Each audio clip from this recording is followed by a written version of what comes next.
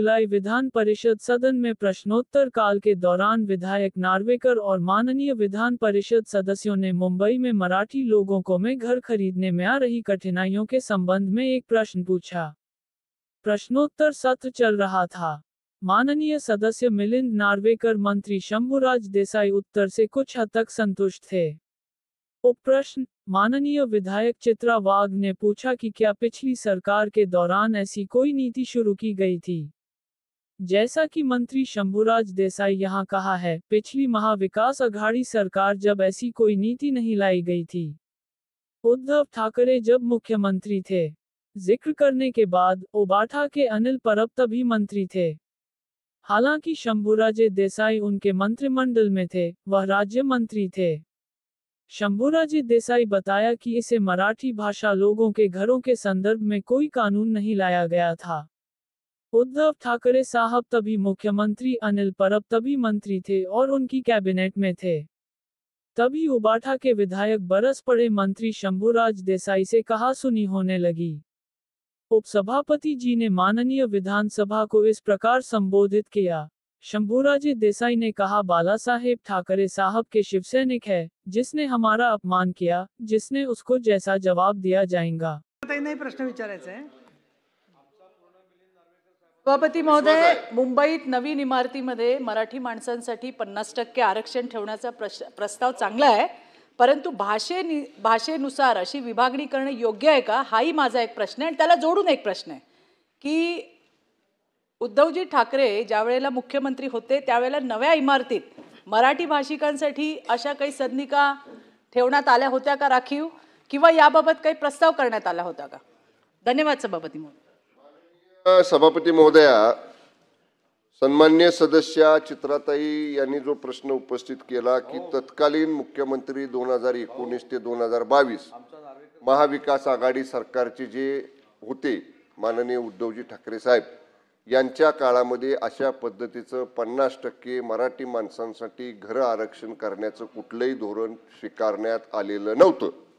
सन्माननीय विरोधी पक्षनेते सभापती महोदय, बेसिक मान्य मिलिंद नार्वेकरांचा हा जो प्रश्न आहे, तुम्ही 50% आरक्षण ठेवा नका ठेवू, आणि आता मान्य उद्धवजी ठाकरे साहेबांच्या सरकारचा उल्लेख केला। त्या सरकारमध्ये मला वाटतं शंभूराजे मंत्री होते, आणि मुद्दा असा आहे की आता ठिकठिकाणी अशा पद्धतीनं नवीन स्कीम होत असताना मराठी माणसांना घरं नाकारले जातात।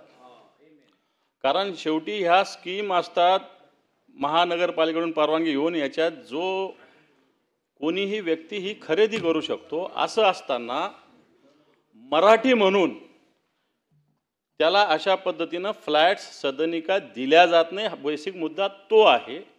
आणि जर अशा पद्धतीनं मराठी म्हणून कोणाला सदनिका नाकारल्यास त्या बिल्डरवर, त्या विकासकावर आपण काही कारवाई करणार का?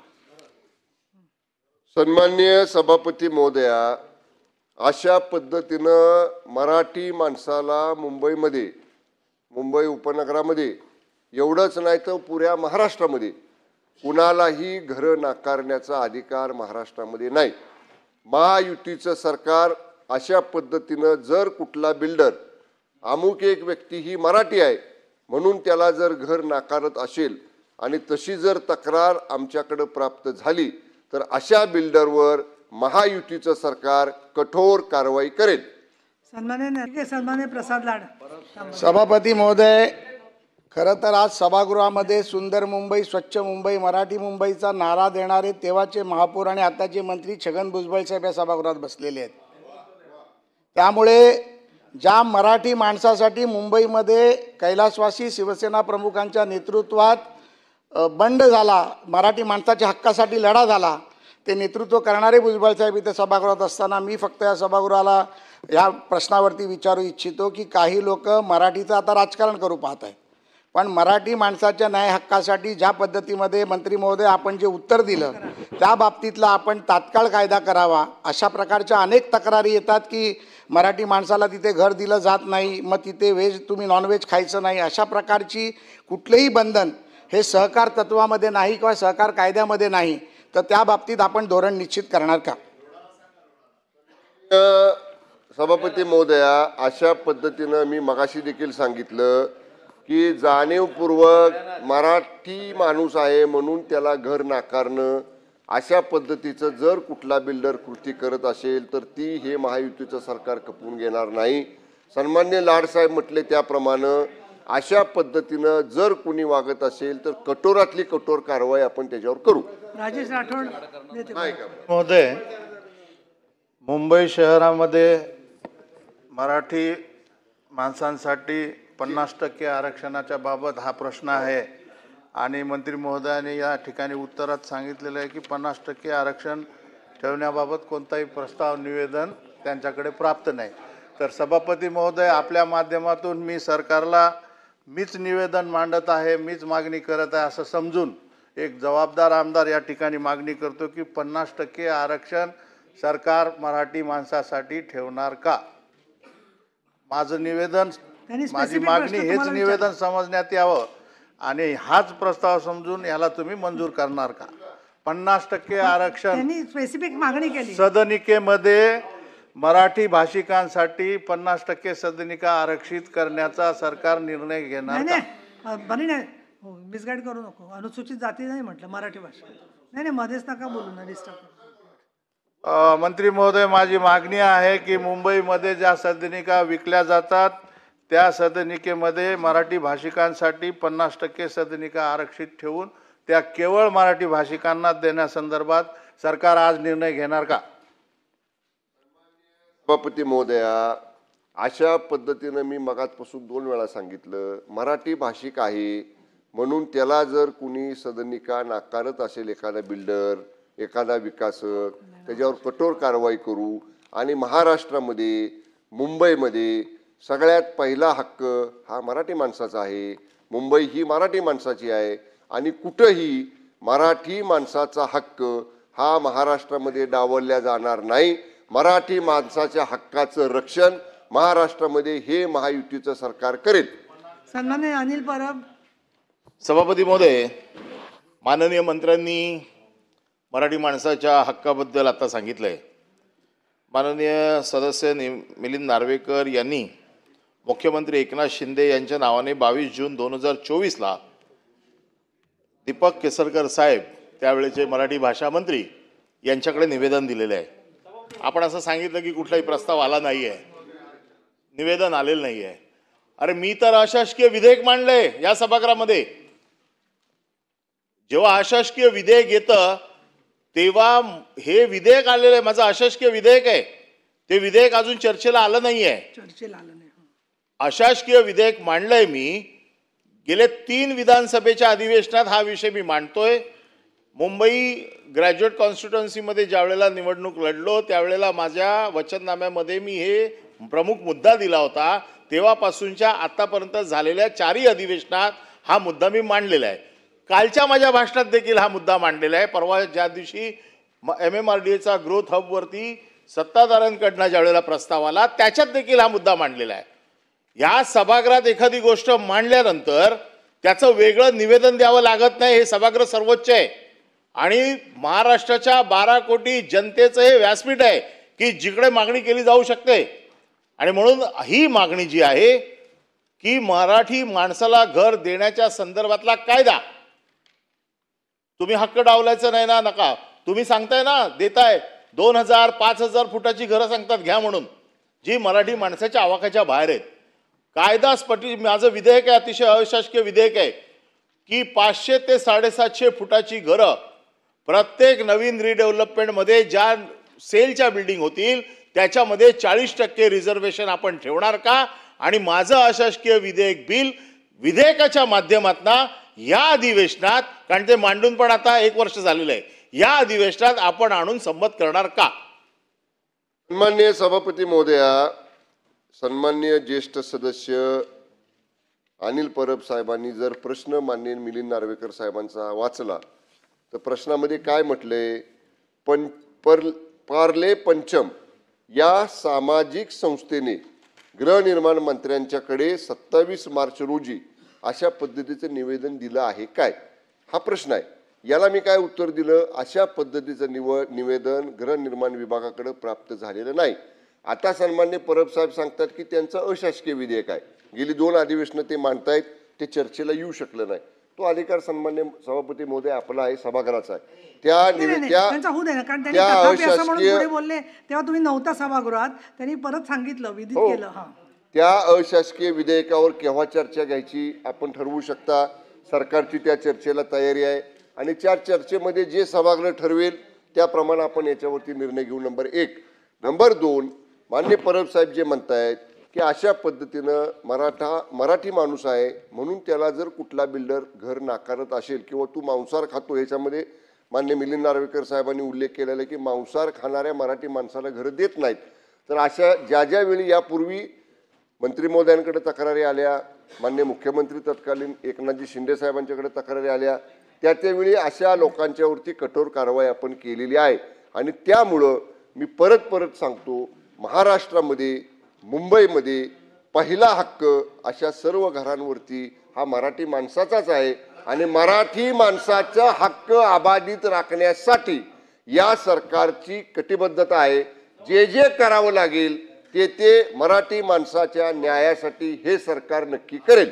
तो सभापती महोदय, माझा एकच स्पेसिफिक प्रश्न आहे की प्रायव्हेट लँडवरती तुम्हाला येता येणार नाही, कारण देशाचा नागरिक कुठेही घर घेऊ शकतो, परंतु म्हाडामध्ये जशी अट असते की 15 वर्षाचा तुम्हाला डोमेसिल सर्टिफिकेट लागतो.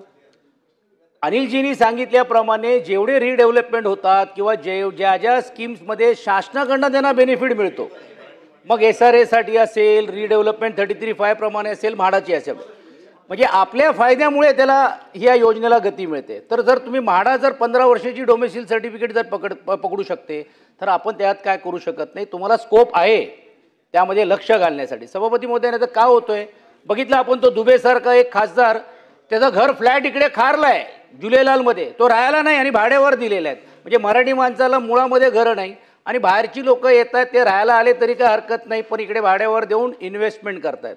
म्हणून सभापती महोदय, माझा स्पेसिफिक प्रश्न असा आहे, खाजगी जमिनीवरती नाही, पण जिकडे इकडे रिडेव्हलपमेंट होत आहे, जिकडे इकडे शासनाचा फायदा मिळतोय, शासनात टाकू शकते ना की बा एवढं. जसं आपण 5%, 10% इतर लोकांना आरक्षण करतो, तसं तुम्ही आरक्षण टाका. माननीय भुजबळ साहेब इकडे आहेत, माझगाव पंकजी इकडे आहेत. माझगावमध्ये एक काळामध्ये मराठी माणसाचा होता, आता जेवढे नवीन विकासक आले ते पहिलं काय करतात, जैन मंदिर बांधतात. म्हणजे माणूस दुसरा आत गेटच्या आत विचारच करू शकत नाही जायला म्हणून, आणि तिकडे एक सामाजिक तेढ होतोय. म्हणून सभापती महोदय, माझा स्पेसिफिक प्रश्न असा आहे की अशा धोरणामध्ये तुम्ही बदल आणणार आहात का? महोदया, मी मगाशी देखील सांगितलं आणि आता देखील सचिन भाऊंना तेच सांगेन की आता या सर्व आपल्या ज्या प्राधिकरणाच्या माध्यमातून केल्या गेलेल्या वेगवेगळ्या अनुदानित किंवा जी सरकारी एडेड ज्या काही सगळ्या योजना आहेत, त्याच्यामध्ये आपण जी काही आरक्षण केलेलं आहे त्या आरक्षणाची माहिती 11% SC आहे, 6% ST आहे, 1.5% NT आहे, 1.5% DT आहे, 2.5% GR आहे, 2.5% PPF FF स्वातंत्र्य सैनिक वारसांसाठी आहे, 3% अंध आणि शारीरिक अपंगांसाठी आहे, 2% संरक्षण दलातील किंवा सीमा सुरक्षा दलातील लढाईत मृत्यू झालेल्या सैनिकांच्या वारसांसाठी आहे, 5% माजी सैनिक व त्यांच्यावर अवलंबून असणाऱ्या व्यक्तींसाठी आहे, बाकी 2% म्हाडा कर्मचाऱ्यांसाठी, 5% राज्य कर्मचाऱ्यांसाठी, 2% केंद्र कर्मचाऱ्यांसाठी आहे, 2% कलाकारांसाठी आहे, 2% शासन स्वेच्छाधिकारात आहे आणि 50% सर्वसाधारण प्रवर्गासाठी आहे. या 50% सर्वसाधारण प्रवर्गामध्ये निश्चितपणे प्राधान्याने मी मगाशी म्हटलं तसं मराठी माणसाचाच हक्क आहे, मराठी माणसाचाच अधिकार आहे. त्यामुळं यावरच्या उर्वरित 50%चे जे काय खुला गट आहे त्याच्यामध्ये मराठी समाजातल्या मराठी भाषिक लोकांना निश्चितपणानं प्राधान्य आहे. हेमंत पाटील आणि अनिल परब नंतर, आणि मग पुढच्या प्रश्नाकडे जायला गेले. धन्यवाद सभापती महोदय. नार्वेकरांनी अतिशय महत्त्वाचा प्रश्न उपस्थित केलेला आहे, परंतु जेव्हा सत्तेमध्ये माणसं असतात आणि ज्यावेळेस मराठी माणसाला काही फायदा करून देण्याची वेळ येते त्यावेळेस नार्वेकरांच्या ऐवजी चतुर्वेदी जातात, त्यावेळेस मराठी माणसांचं आठवण कोणाला येत नाही. दुर्दैवानं छत्रपती शिवाजी महाराज असतील किंवा मराठी माणूस असेल, हे निवडणुकीच्या वेळेसच काही लोकांना आठवतात.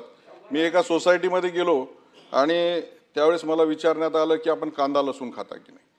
तेव्हा काही लोक जे फक्त जेवताना शाकाहारी आहेत ते लोक जर अशा पद्धतीचे प्रश्न जर मराठी म्हणजे असे काही माणसं आहेत जे की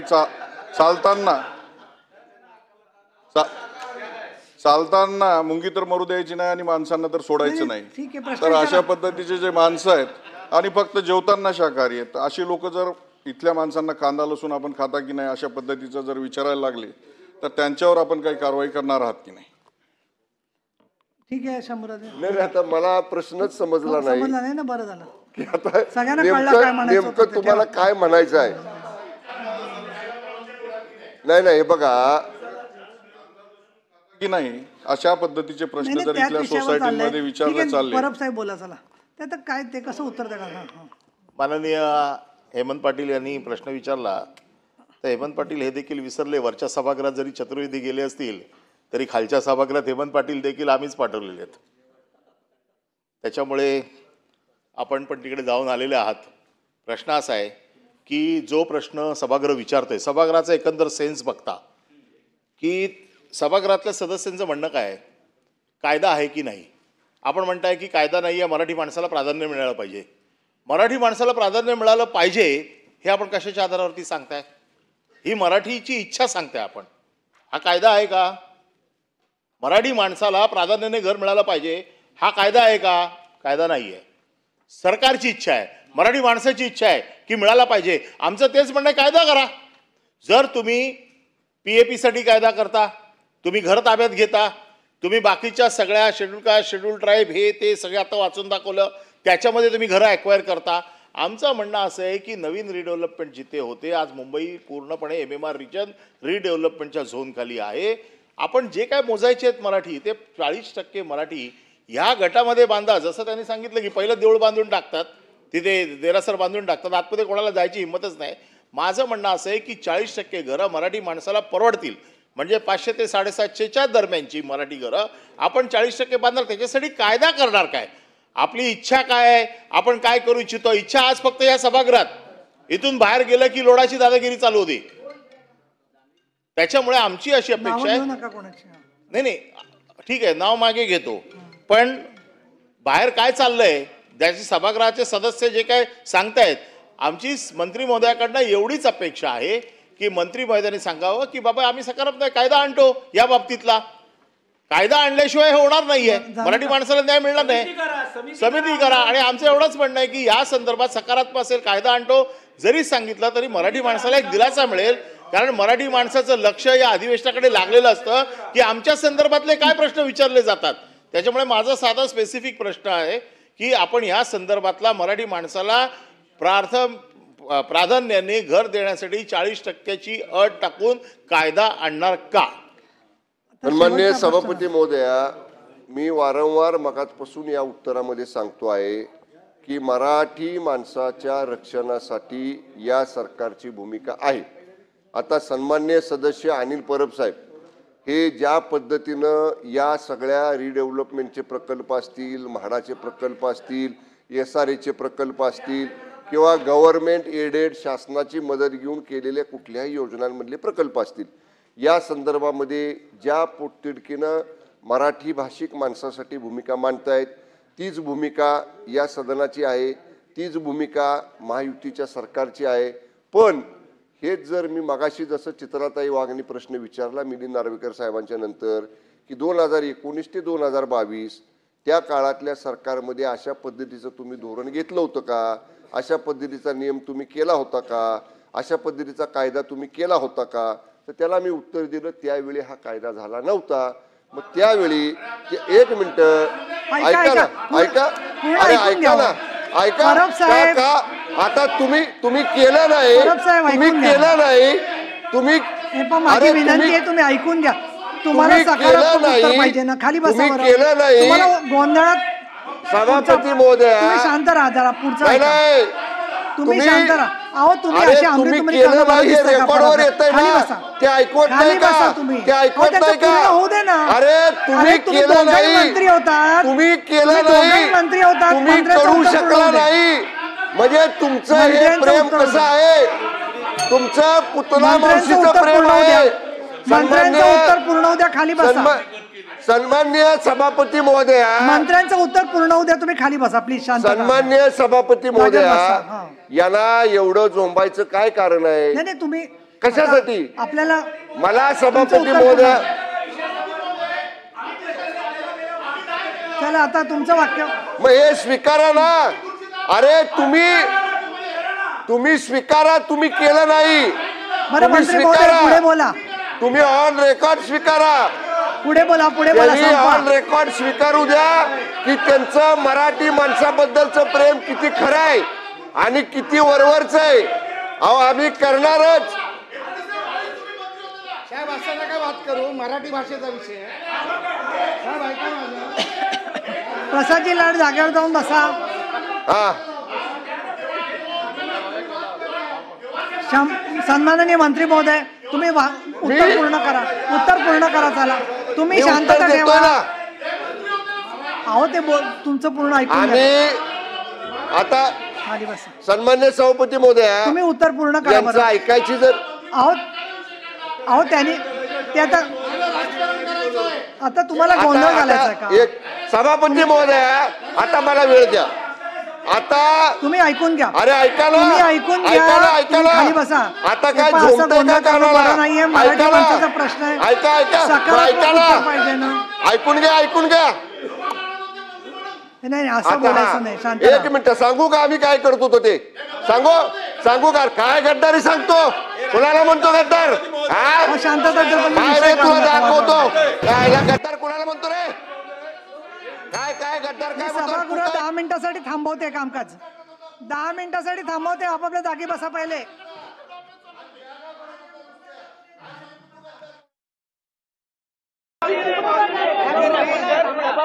आज विधान परिषदेच्या सभागृहामध्ये प्रश्न उत्तराच्या तासाला मिलिंद नार्वेकर सन्माननीय विधान परिषद सदस्य यांनी एक प्रश्न विचारलेला. त्या प्रश्नाला उत्तर देताना मुंबईमध्ये मराठी भाषिक लोकांना घरं घेण्यामध्ये निर्माण होणाऱ्या अडचणी याच्यावरती प्रश्न उत्तर चालू होती.